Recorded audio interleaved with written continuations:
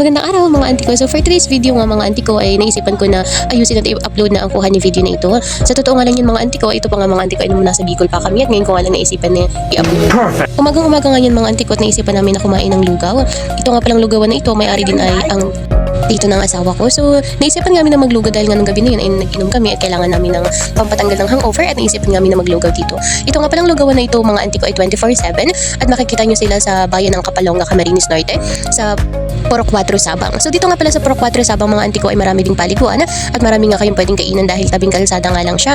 So ito nga palang lugawan na ito ay malapit lang din sa beach resort nila Kapitana kung magagawi kayo dito sa Purok 4 Sabang at talaga naman mapapasabi kayo na masarap talaga ang lugaw dahil nga sa mainit na at talaga namang sulit ang bayad nyo. Meron iba-iba din pala ang putahin nila sa lugaw. Meron din silang laman nilalagay sa lugaw. Kalinawan ang tawag dito sa probinsya. So ayun na nga, habang kami nga ay nag-aantay ng lugaw ay kami din ay nagchichismisan tungkol sa mga bagay-bagay. Ay talagang mga auntie pag kami ay magkakasama ay talaga kawawa ang wala sa upuan dahil nga kami ay ayan mga marites, ay hala, sige lang. Mga ilang minuto nga mga auntie ko ay ayan na, luto na yung inaantay namin na lugaw. Talagang mainit-init pa ito mga auntie ko. Yan nga pala mga auntie ko, ayun ang tita ng asawa ko, sila yung may-ari ng lugawan.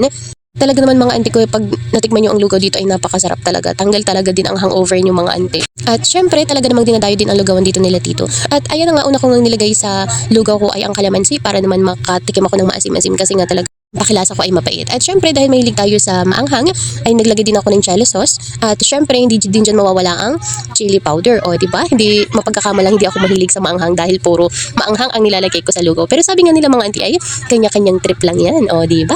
Hinalo-halo ko nga muna itong lugaw. Ayan mga auntie ko, makikita nyo meron siyang kalinawan na kasama. So mura lang itong mga auntie ko. At syempre, naglagyan din ako ng patis sa aking lugaw. O diba, dami kong nilalagay. Ay nako. At ayan na nga mga auntie, tayo nga isimulan na natin kumain.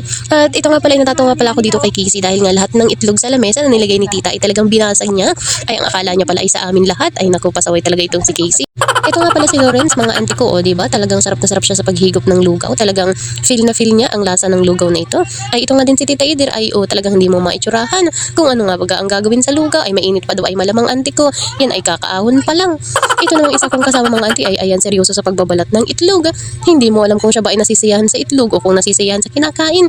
Ang itsurahin ay hindi maipinta. At ito naman si Tita Ider mga auntie ko ay ayan nakulangan daw sa anghang kaya ayan dinamihan pa ang chili sauce. Ay nako Tita Ider, lugi ang tindahan sa iyo. Ay nako, wala daw kasing anghang ang kanyang lugaw kaya ayan pa naidagdagan niya ng chili sauce. Ay hindi naman pala dapat chili sauce ang nilalagay nito sa lugaw niya. Dapat ang nilalagay nito sa lugaw niya ayun talagang sariwang sili na talagang mapupula nang walang reklamo. Ay nako. Yan nga mga auntie ko, kung gusto niya makatikim ng lugaw ni Tito Utoy dito sa Purok 4 Sabang ay pumunta lamang kayo dito nang matikman niyo ang kanyang mainit-init na lugaw. At yan nga lang mga auntie ko ngayong araw. Maraming salamat. Thank you for watching.